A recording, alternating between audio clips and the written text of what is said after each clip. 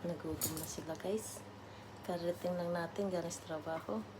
So hindi pa tayo nakapaglinis, wala pang pagkain nila. Hindi ko pa nilagyan ng pellets kaso lang may mga damo ko. Naglagay ako ng damo para in case na pag nagutom may kakainin. Yan.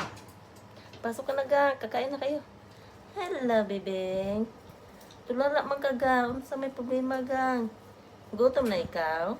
Wala man na pagkaon, oh. Gutom na ikaw, be?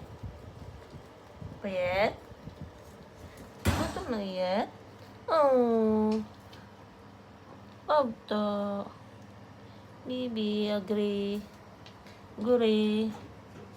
Oh. Kaway-kaway naman yan. Gutom na ikaw, naniwang ni kagagkalit ga. Oh, mas lalaw, tingnan mo. Ninguha sila.